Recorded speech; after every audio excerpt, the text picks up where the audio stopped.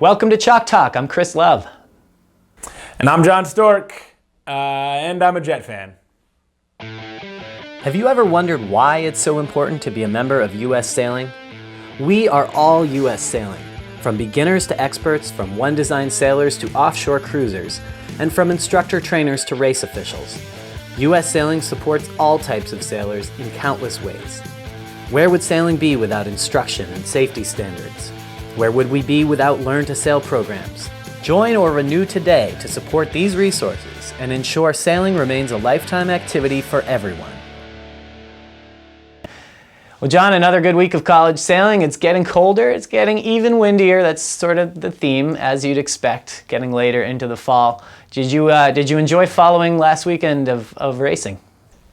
Yeah, the wind machine, it keeps turning on, and we'll get into the forecast for this coming weekend, which looks pretty exciting later in the show. But first, we want to welcome our guest this week, another BC Eagle. I'm sure it kills him to follow in Reed Johnson's footsteps, but Adam Roberts is another good friend of mine.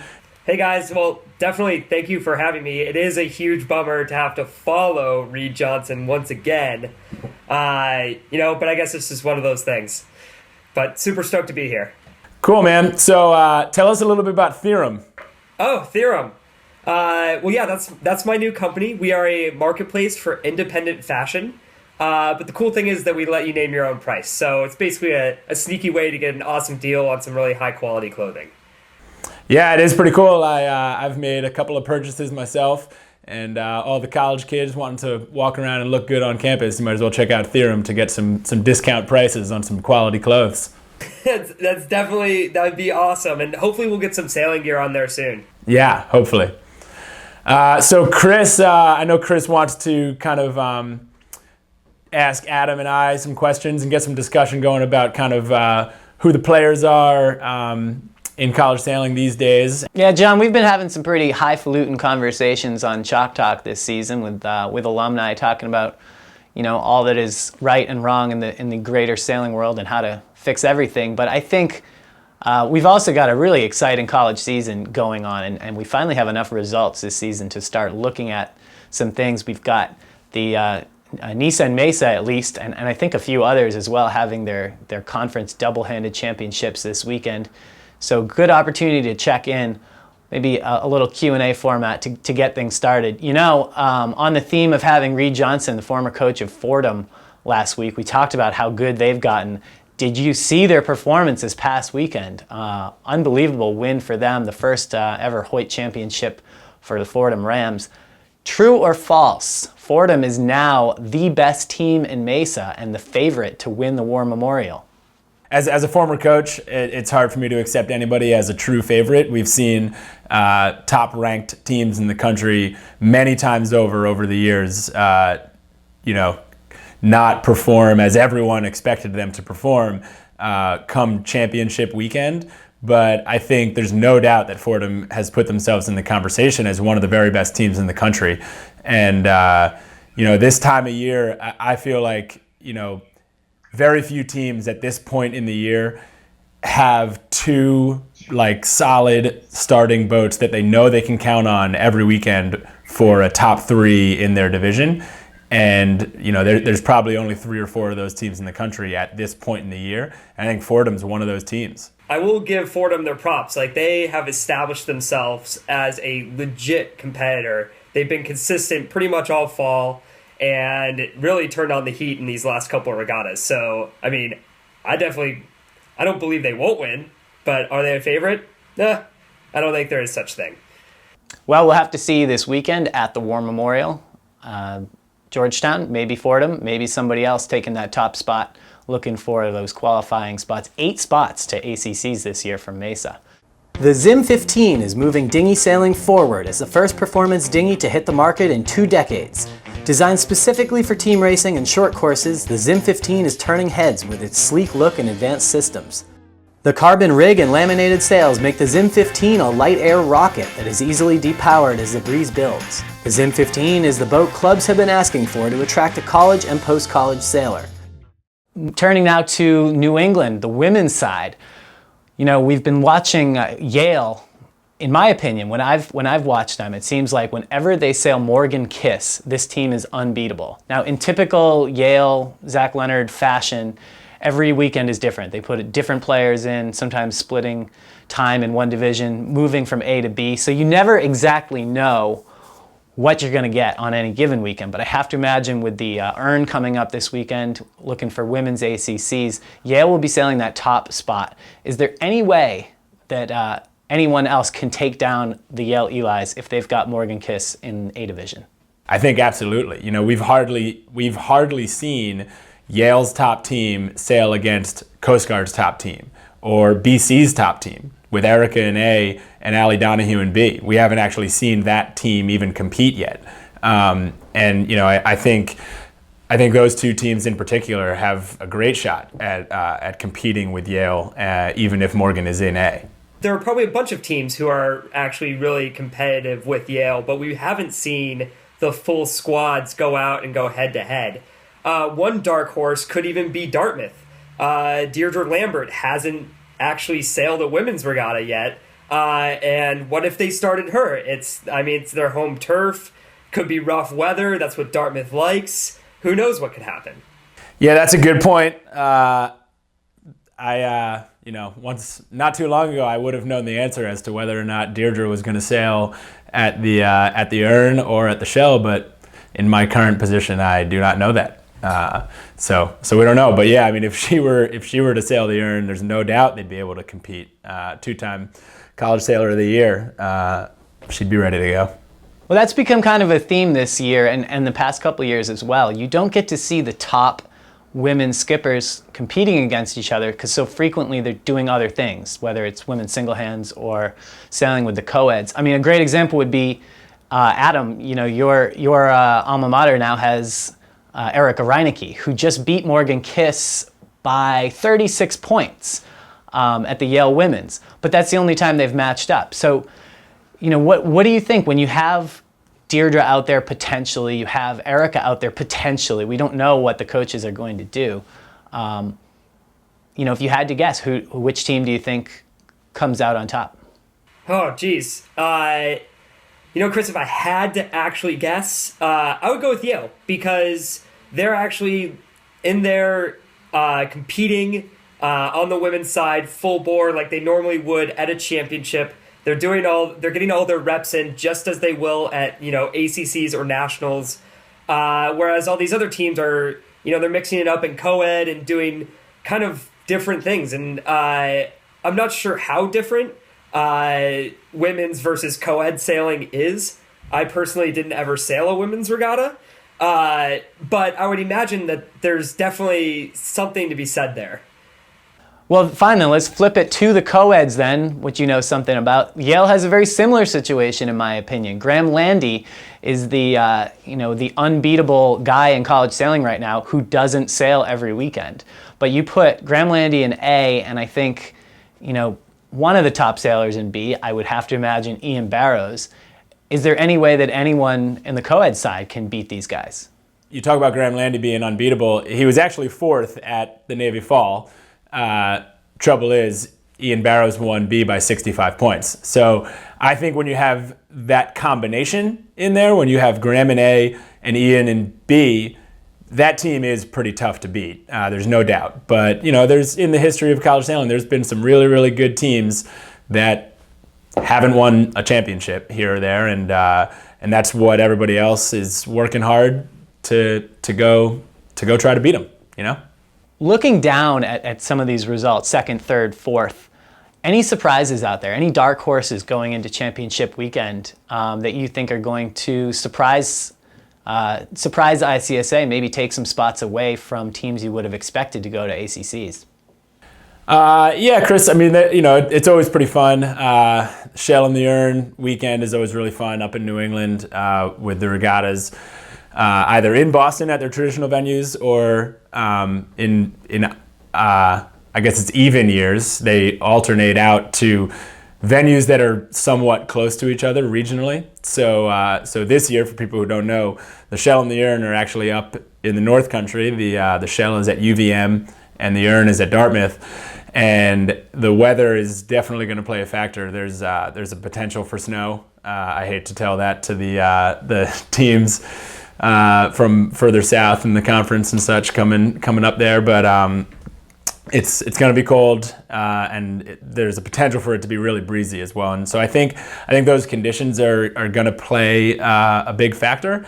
And a couple of kind of dark horse teams on the co-ed side that I can think of right off the bat are Bowdoin and UVM. I mean, Bowdoin and UVM, if you look at them, they haven't had the most awesome fall season yet, but there are blips on the radar, and they might have one good performance from one of their sailors at a particular regatta, and then their other sailor has a good performance the next weekend, but they haven't really put it together on the same weekend. But I think in those conditions and in that type of situation, I think both those teams are teams that could potentially rise up on the at the Shell in particular.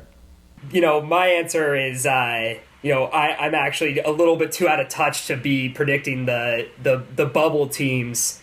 But certainly on a weekend like this, the red flags go up because the conditions could really determine the performance of some teams. Say, for example, you get, the really windy, wavy stuff, and all of a sudden, maybe the more laser-focused sailors are starting to crush because they're super fast. But maybe if it's shifty off the land, you get the smaller guys working in there, or it's a little more even playing field. But who knows?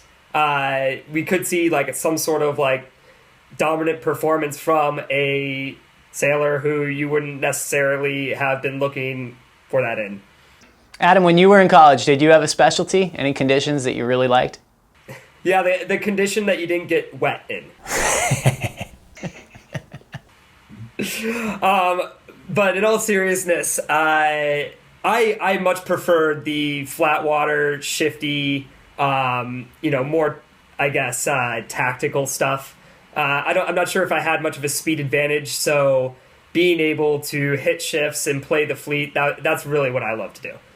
Yeah, it seems like the top teams going into regattas tend to win no matter what the conditions are. But part of that is that they have the depth and they have the training and all the different skills. But those middle teams, the bubble teams like we're talking about, could certainly make the difference between qualifying or not qualifying. So I'm hoping we have some photographers or videographers up at those regattas this weekend. Should be pretty exciting.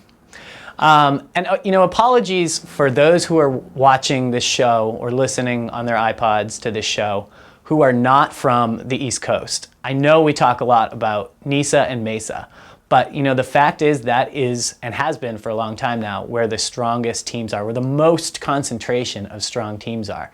Looking at so far the season this fall, what do you guys think? Which is on top, NISA or MESA? And of course, keeping in mind that you're both, all three of us actually came from NISA schools.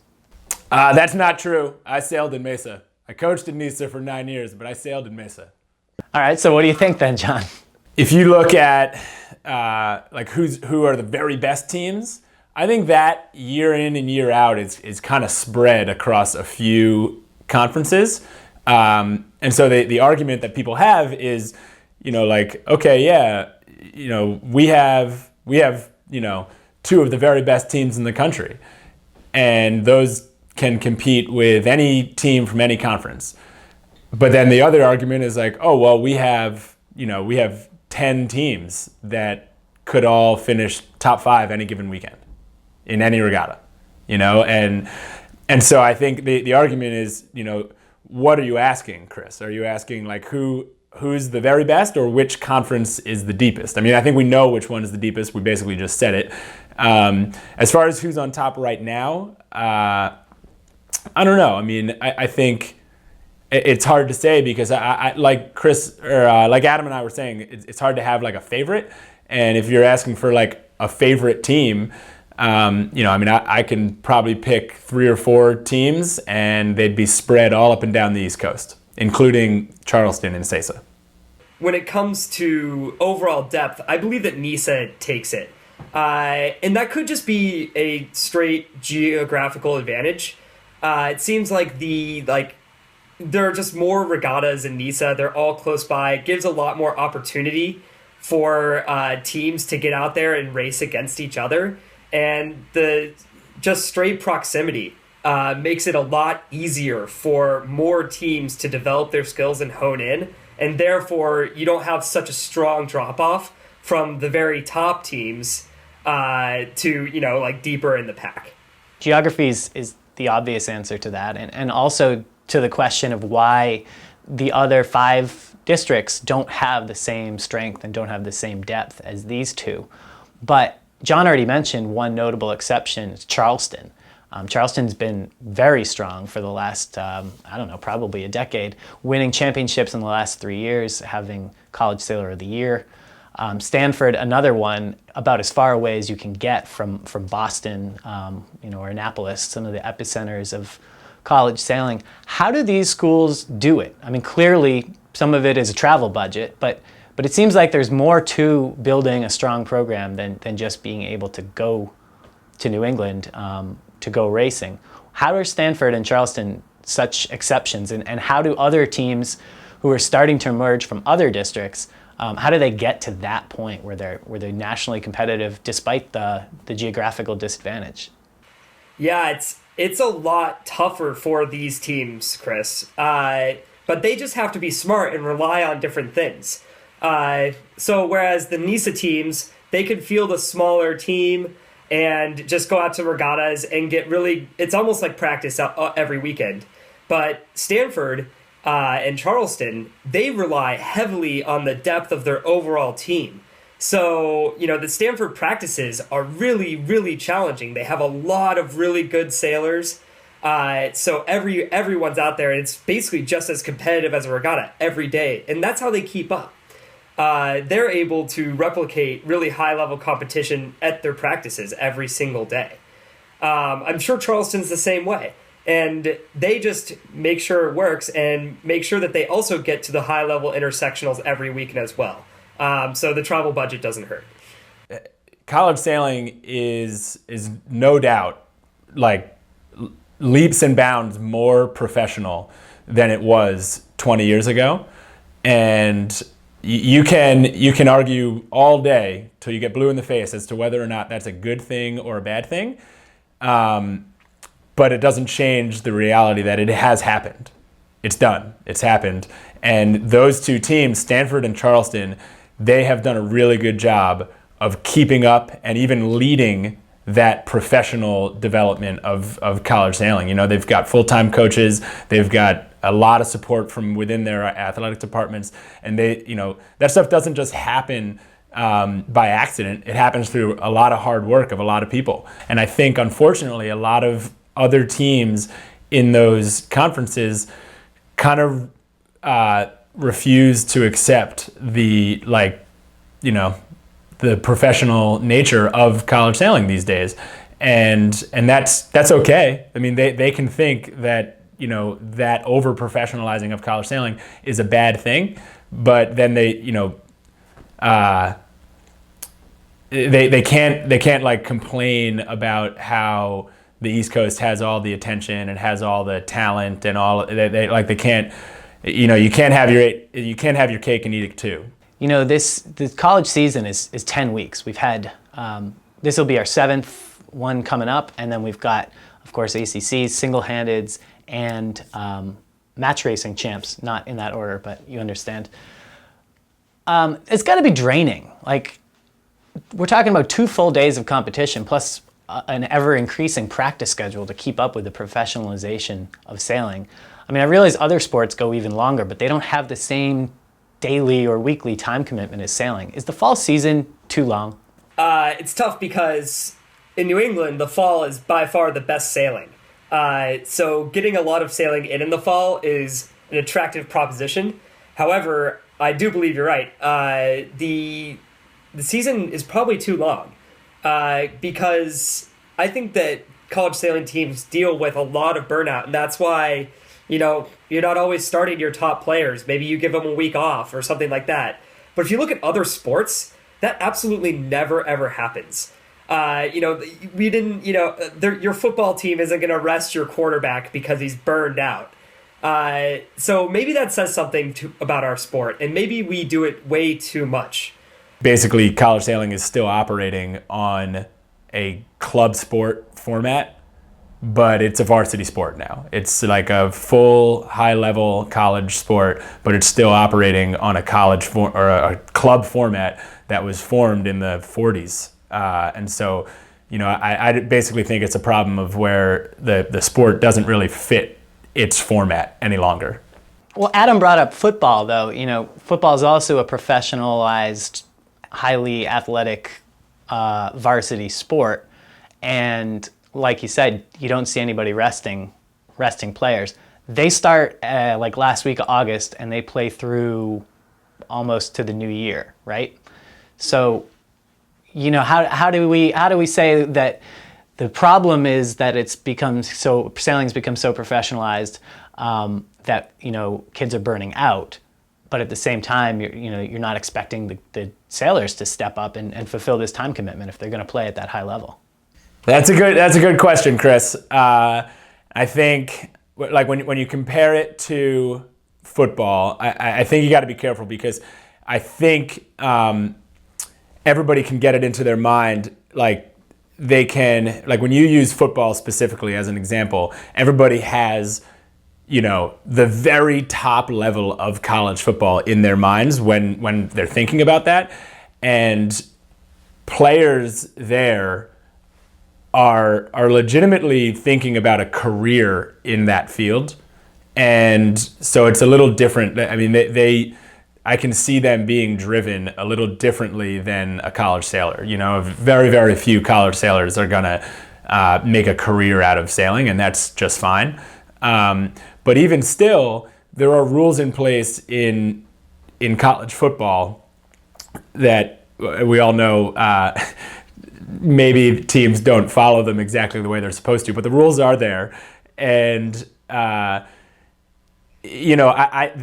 travel is less. When we go away on a weekend, you practice all afternoon on Friday, then you hop in the van, you drive to a regatta, you sail all day Saturday, sail all day Sunday, come back, and, you get one day off a week, and it's that for 10, 11 weeks. I mean, that's kind of crazy, like even college football doesn't have that. To that note, John, maybe there's something to be said about the actual time we spend competing. When you compare again to football, they train all week for a 4-hour burst of intensity during that specific competition. Whereas in sailing, we train all week for a 2-day event, and it's really, really hard to peak for that long and bring the intensity for 2 full days. So it's possible that our competitions are actually just too long in themselves, and maybe they should just be shortened to, say, 1 day of competition, or maybe a few hours of competition. Well, actually, have you seen on TechScore now, Wednesday afternoon, MIT weekday series? There's a few of these regattas a year now that are kind of taking that on. I think high school sailing does similar stuff. They'll do like a Thursday, 2 p.m. or 3 p.m. regatta, and they'll sail till dark and whatever. You only get 6 races in, but it's a part-day commitment. Interesting point there.